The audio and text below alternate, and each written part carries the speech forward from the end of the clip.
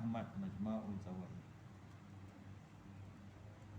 Sayyidina Abdullah bin Mas'ud radhiyallahu anhu meriwayatkan bahawa Rasulullah sallallahu alaihi wasallam bersabda, sesungguhnya ada bisikan daripada syaitan dalam hati anak Adam dan juga bisikan daripada para malaikat. Adapun bisikan syaitan ialah peringatan terhadap kejahatan dan mendustakan yang hak.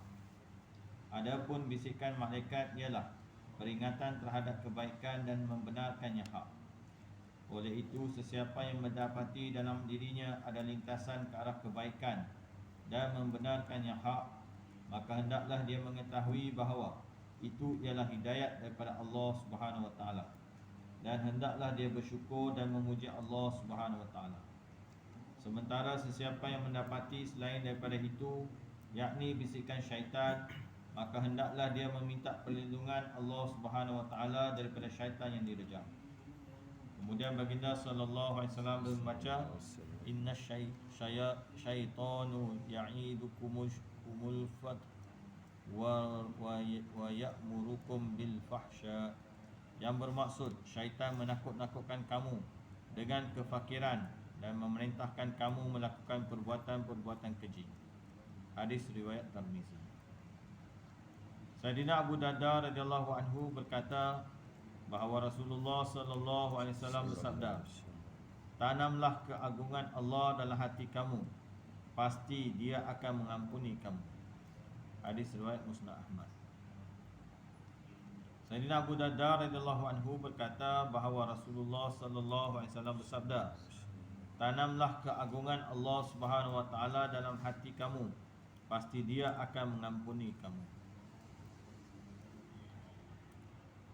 Sayyidina Abu Zar radhiyallahu anhu meriwayatkan bahawa Nabi sallallahu alaihi wasallam menukilkan firman Allah Subhanahu wa taala dalam sebuah hadis kursi, wahai hamba-hambaku, sesungguhnya aku telah mengharamkan kezaliman ke atas diriku dan aku telah menjadikannya haram dalam kalangan kamu, maka janganlah kamu saling menzalimi. Wahai hamba-hambaku, semua kamu adalah sesat kecuali orang yang aku beri petunjuk kepadanya. Maka mintalah petunjuk daripadaku, pasti aku akan memberi petunjuk kepadamu. Wahai hamba-hambaku, kamu semua lapar kecuali orang yang aku beri makan kepadanya. Maka mintalah makanan daripadaku, pasti aku akan memberi makanan kepadamu. Wahai hamba-hambaku, kamu semua telanjang kecuali orang yang aku beri pakaian kepadanya. Maka mintalah pakaian daripadaku, pasti aku akan memberi pakaian kepadamu. Wahai hamba-hambaku, sesungguhnya kamu semua melakukan dosa pada waktu malam dan siang, sementara aku akan mengampunkan kesemua dosa. Maka pohonlah keampunan daripadaku, pasti aku akan mengampunimu. Wahai hamba-hambaku, jika kamu ingin memudaratkan daku, sekali-kali kamu tidak akan memudaratkan daku. Dan jika kamu ingin memberi manfaat kepadaku, maka sekali-kali kamu tidak boleh memberi manfaat kepadaku. Wahai hamba-hambaku, jika semua manusia dan jin dari awal hingga akhir dari kalangan kamu semuanya menjadi seperti seorang yang paling takwa hatinya di kalangan kamu, keadaan ini tidak menambahkan sesuatu pun dalam kerajaanku. Wahai hamba-hambaku, jika semua manusia dan jin dari awal hingga akhir daripada kamu semuanya menjadi seperti seorang yang paling jahat dalam kalangan kamu, keadaan ini tidak akan mengurangkan apa-apa pun daripada kerajaanku. Wahai hamba-hambaku, jika semua manusia dan jin dari awal hingga akhir daripada kamu berhimpun di satu padang dan meminta daripadaku, lalu aku berikan kepada mereka semua segala permintaan mereka, keadaan ini tidak mengurangkan khazanahku, bahkan sekadar kekurangan yang berlaku pada lautan apabila dicelupkan jarum, dan ini sebenarnya bukanlah satu pengurangan. Maka demikian jugalah khazanah Allah Subhanahu wa taala sebenarnya tidak akan terkurang apa-apa walaupun setelah diberikan kepada semua yang meminta. Wahai hamba-hambaku, Sesungguhnya hanyalah amalan-amalan kamu yang aku simpan untuk kamu, dan kemudian aku akan sempurnakan balasan amalan-amalan itu untuk kamu. Maka barang siapa yang mendapat kebaikan, maka hendaklah dia memuji Allah. Dan sesiapa yang mendapat selain daripada itu, yakni keburukan akibat dosa, maka janganlah dia mengeji selain dirinya sendiri, kerana pelakuan dosa itu disebabkan godaan nafsunya. Hadis riwayat Muslim. Sayyidina Abu Musa Asy'ari radhiyallahu anhu meriwayatkan bahawa pada suatu ketika Rasulullah sallallahu alaihi wasallam telah memberitahu kepada kami 5 perkara. Pertama, sesungguhnya Allah tidak tidur dan tidak layak dengan keagungannya bahawa dia tidur. Kedua, dia mengurang dan menambahkan rezeki. Ketiga, amalan yang dilakukan pada waktu malam diangkat ke sisinya sebelum waktu siang. Dan keempat, amalan-amalan yang dilakukan pada waktu siang diangkat ke sisinya sebelum waktu malam. Yang kelima, hijab di antaranya dan seluruh penciptaannya ialah nur, yakni cahaya. Jika dia menyingkap hijab itu, pasti pancaran-pancaran nur zatnya akan menghanguskan sekalian makhluk sejauh sampai pandangannya. Hadis riwayat Muslim. Bagus. Sayyidina Abu Musa Asy'ari radhiyallahu anhu meriwayatkan bahawa pada satu ketika Rasulullah sallallahu alaihi wasallam telah memberitahu kepada kami 5 perkara. Pertama, sesungguhnya Allah Subhanahu wa taala tidak tidur dan tidak layak dengan keagungannya bahawa dia tidur. Kedua, dia mengurang dan menambahkan rezeki. Ketiga, amalan yang dilakukan pada waktu malam diangkat ke sisinya sebelum waktu siang.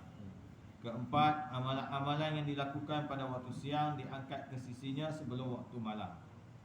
Kelima, hijab di antaranya dan seluruh penciptaannya ialah nur, yakni cahaya.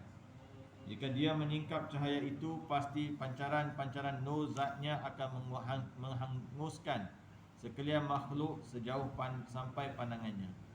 Hadis riwayat Muslim. Sayyidina Abdullah bin Abbas radhiyallahu anhu meriwayatkan bahawa Rasulullah sallallahu alaihi wasallam bersabda, sesungguhnya sejak Allah Subhanahu wa taala menjadikan Israfil alaihi salam, dia berdiri dengan merapatkan kedua-dua kakinya dan tidak pernah dia mengangkat pandangannya. Ada 70 hijab nur di antara dia dengan Allah Subhanahu wa taala. Maka Israfil alaihi salam menghampiri salah satu daripada hijab nur itu, maka pasti dia akan hangus terbakar.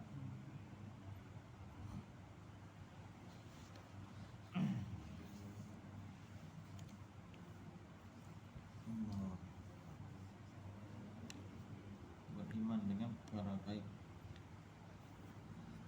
Sayyidina Abu Hurairah radhiyallahu anhu meriwayatkan bahawa Rasulullah sallallahu alaihi wasallam bersabda, antara orang yang paling banyak mencintaiku ialah orang-orang dari kalangan umatku yang datang selepasku. Mereka begitu berkeinginan untuk melihatku sehingga mereka sanggup mengorbankan anak, isteri dan harta benda. Hadis riwayat Muslim. Sayyidina Abu Hurairah radhiyallahu anhu meriwayatkan bahawa Rasulullah sallallahu alaihi wasallam bersabda, antara orang yang paling banyak mencintaiku ialah orang-orang dari kalangan umatku yang akan datang selepasku. Mereka begitu berkeinginan untuk melihatku sehingga mereka sanggup mengorbankan anak, isteri dan harta benda. Hadis riwayat Muslim. Sayyidina Abu Hurairah radhiyallahu anhu meriwayatkan bahawa Rasulullah sallallahu alaihi wasallam bersabda, aku diberi kelebihan berbanding nabi-nabi yang lain dengan 6 perkara. Pertama, aku dikurniakan dengan kalimah jami'. Aku dibantu dengan kegerunan. Yang kedua, aku dibantu dengan kegerunan, yakni Allah Subhanahu wa taala mewujudkan rasa gerun dan takut terhadapku dalam hati musuh. Ketiga, harta rampasan menjadi halal bagiku. yakni harta rampasan umat terdahulu tidak halal bagi mereka, sebaliknya akan dibakar oleh api yang datang dari langit. Keempat, seluruh bumi, yakni debu telah dijadikan suci untukku, yakni boleh bersuci dengan debu tanah dengan cara bertayamum. Dan seluruh bumi juga sebagai tempat menunaikan solat. Umat terdahulu hanya boleh menunaikan ibadat mereka di tempat yang khusus sahaja. Kelima, aku diutuskan sebagai Nabi kepada seluruh makhluk, yakni para Nabi sebelumku diutuskan khususnya kepada kaum mereka sahaja. Keenam, ditamatkan salasilah kenabian denganku, yakni selepasku tiada Nabi atau Rasul lagi yang akan diutuskan. Hadis riwayat Muslim. Keterangan, sabdaan baginda sallallahu alaihi wasallam, aku dikurniakan dengan kalimah yang jami', bermaksud kata-kata baginda merupakan himpunan perkataan yang sedikit tetapi mengandungi banyak makna yang banyak. Sayyidina Irba'ad bin Sariyah radhiyallahu anhu, seorang sahabat Rasulullah sallallahu alaihi wasallam berkata bahawa saya telah mendengar Rasulullah sallallahu alaihi wasallam bersabda, sesungguhnya aku adalah hamba Allah dan penutup segala nabi.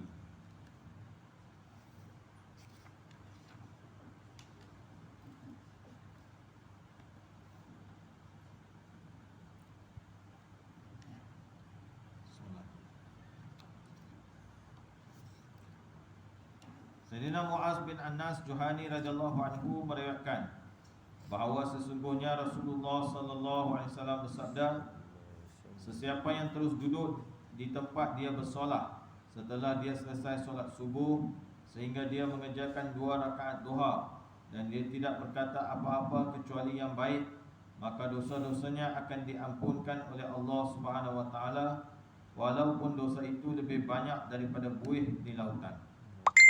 Hadis riwayat Abu Dawud.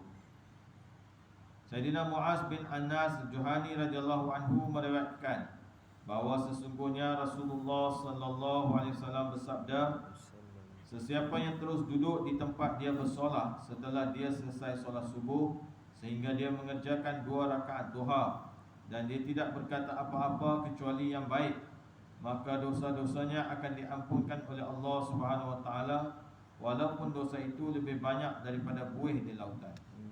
Hadis riwayat Abu Dawud. Sayyidina Hasan bin Ali radhiyallahu anhu berkata bahawa beliau mendengar Rasulullah sallallahu alaihi wasallam bersabda, sesiapa yang menunaikan solat subuh kemudian dia berzikir kepada Allah Subhanahu wa taala sehingga terbit matahari, kemudian dia menunaikan 2 atau 4 rakaat solat Isra', maka kulitnya pun tidak akan disentuh oleh api neraka. Hadis riwayat Baihaqi. Sayyidina Hasan bin Ali radhiyallahu anhu berkata bahawa beliau mendengar Rasulullah sallallahu alaihi wasallam bersabda, sesiapa yang menunaikan solat subuh kemudian dia berzikir kepada Allah Subhanahu wa taala sehingga terbit matahari, kemudian dia menunaikan 2 atau 4 rakaat solat Isra', maka kulitnya pun tidak akan disentuh oleh api neraka. Hadis riwayat Baihaqi.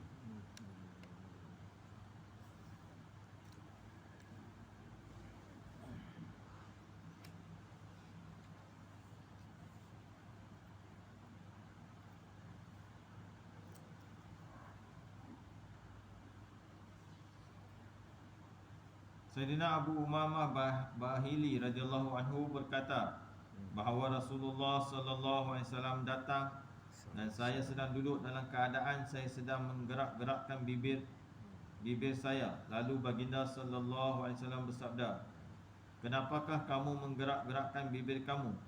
Saya pun menjawab, wahai Rasulullah, saya sedang berzikir. Baginda sallallahu alaihi wasallam bersabda, apakah patut saya memberitahu kamu satu kalimah zikir yang apabila kamu menyebut kalimah itu, kemudian kamu berzikir sepanjang siang dan malam dengan kalimah lain tidak dapat menyamainya? Maka saya menjawab, bahkan Rasulullah sallallahu alaihi wasallam bersabda, kamu ucaplah kalimah ini, alhamdulillah adada ma ahsal kitabuh, walhamdulillah adada ma fi kitabih, walhamdulillahi adada ma ahsa khalquh, walhamdulillahi mil'a ma fi khalqih, walhamdulillahi mil'a samawati wa ardih, walhamdulillahi adada kulli syai', walhamdulillahi ala kulli syai'.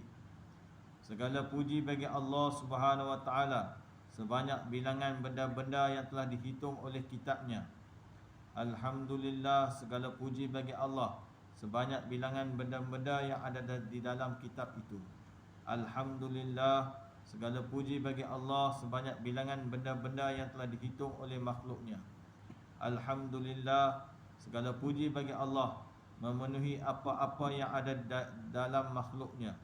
Alhamdulillah, segala puji bagi Allah memenuhi segala langit dan bumi. Alhamdulillah, segala puji bagi Allah sebanyak bilangan segala sesuatu, dan segala puji bagi Allah ke atas segala sesuatu.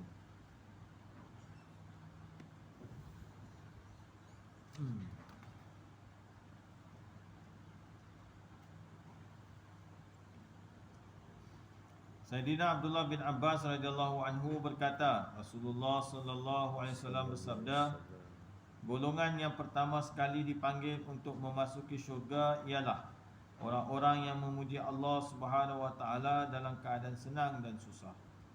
Ustaz Hakim. Sayyidina Abdullah bin Abbas radhiyallahu anhu berkata, Rasulullah sallallahu alaihi wasallam bersabda, golongan yang pertama sekali dipanggil untuk memasuki syurga ialah orang-orang yang memuji Allah Subhanahu wa taala dalam keadaan senang dan susah. Sayyidina Anas bin Malik radhiyallahu anhu berkata, Rasulullah sallallahu alaihi wasallam bersabda, Allah Subhanahu wa taala sangat gembira terhadap seseorang hamba yang makan sesuap makanan lalu bersyukur kepada Allah, atau minum seteguk air lalu bersyukur kepada Allah. Hadis riwayat Muslim. Insya-Allah tuan-tuan mulia, apa yang kita dengar kita amal dan sampaikan. Subhanallah.